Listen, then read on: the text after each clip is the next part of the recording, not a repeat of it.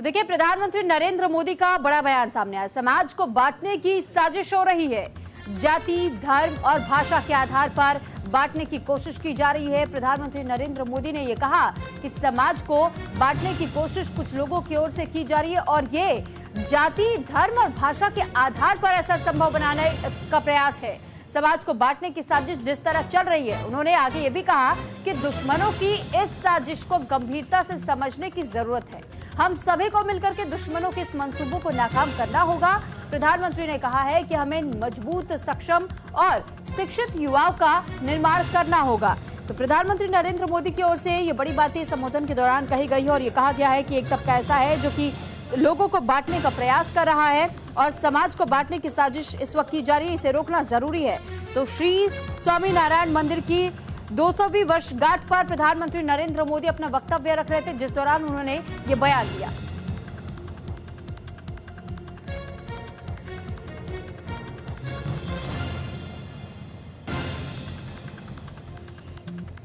समाज को जाति में, धर्म में, भाषा में, ऊंच और नीच में, स्त्री और पुरुष में, गांव और शहर में न जाने किस प्रकार से टुकड़े टुकड़े टुकड़े में बांटने की साजिश चल रही है। जरूरी है कि देश विरोधियों की इस चेष्टा को हम उसकी गंभीरता को समझें, उस संकट को समझें और हमें सबने मिलकर के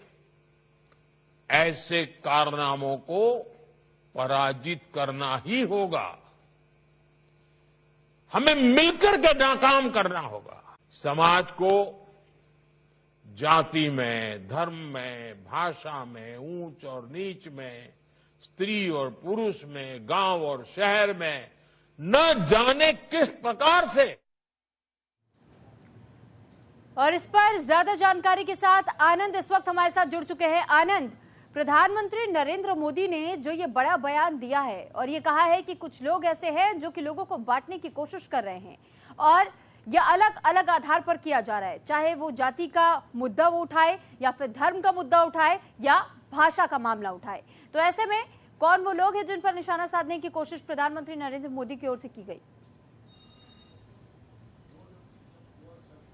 देखिए, आपको समझना होगा जो ये संबोधन दिया गया है प्रधानमंत्री का वो अहम है और जहां दिया गया है वो उससे ज्यादा अहम है, क्योंकि 200 एनिवर्सरी थी स्वामीनारायण मंदिर की, जहां प्रधानमंत्री संबोधन दे रहे थे और अपने संबोधन में उन्होंने बोला है कि देश में कई ऐसे व्यक्ति हैं जो देश का बंटवारा कर रहे हैं, चाहे वो जाति के अनुसार हो, भाषा के अनुसार हो, महिला पुरुष के अनुसार हो, गांव देहात के अनुसार हो या भाषा के, तमाम चीजों को लेकर जिक्र किया। और आपको समझना होगा जो इस वक्त की राजनीति की पटकथा लिखी की जा रही है उसमें कहीं ना कहीं तमाम ऐसे बड़े नेता हैं जो कहीं ना कहीं जाति की राजनीति करते हैं, कहीं ना कहीं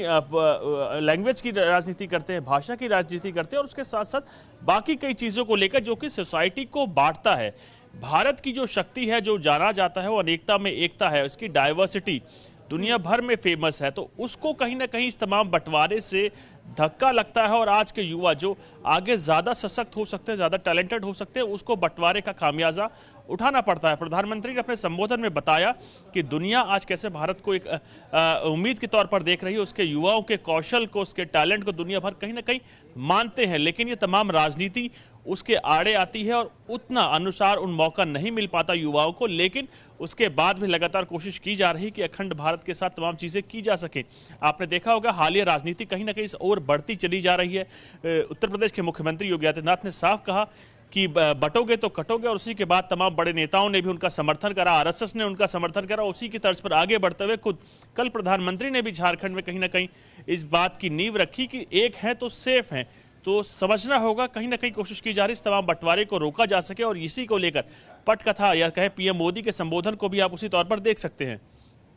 जी ठीक है आनंद, लेकिन साथ ही ये भी समझना जरूरी है क्योंकि एक और जहां बटेंगे तो कटेंगे का नारा योगी आदित्यनाथ देते हैं, एक रहेंगे तो सेफ रहेंगे का नारा प्रधानमंत्री नरेंद्र मोदी देते हैं। इसको लेकर भी विपक्षी दलों की ओर से कहीं ना कहीं ये कहा जा रहा है कि जानबूझ करके बीजेपी ये लोगों के मन में ढालना चाह रही है कि कोई उन्हें बांटने की कोशिश कर रहा है, लेकिन नफरत की राजनीति तो खुद बीजेपी कर रही है। दूसरी तरफ बीजेपी ये कहती है, यही आरोप वो विपक्षी दलों के लिए लगाती है, तो कहीं ना कहीं एक कंफ्यूजन का स्टेट आम जनता के लिए बन रहा है कि वो भरोसा करे तो करे किस पर, वो जाए तो जाए किधर।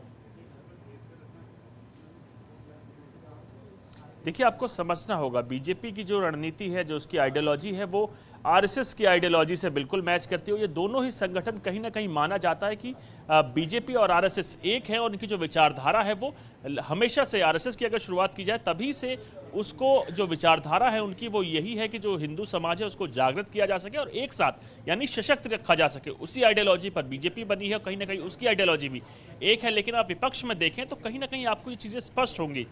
कांग्रेस की अगर बातें की है तो कहीं ना कहीं उस पर आरोप लगता है कि अल्पसंख्यकों की राजनीति करती है और यही कारण है कि मल्लिकार्जुन खड़गे ने भी योगी आदित्यनाथ पे नाम नहीं लिया, लेकिन बिना नाम लिए साफ बयान ये बता रहा था कि उनका तीर या कहें उनका निशाना सीधे योगी आदित्यनाथ पे था। बीएसपी जैसी पार्टी है जो कहीं ना कहीं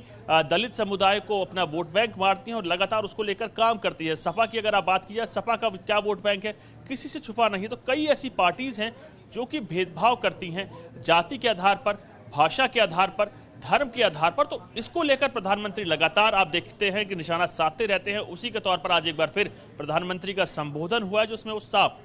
बता रहे हैं कि कहीं ना कहीं सोसाइटी जब बढ़ती है तो उसका सीधा असर उसके टैलेंट पे पड़ता है और जो कि भारत जाना जाता है और डाइवर्सिटी के लिए यानी अनेकता में एकता भारत के लिए कही जाती, तो उसके लिए बड़ी खामियाजा लगातार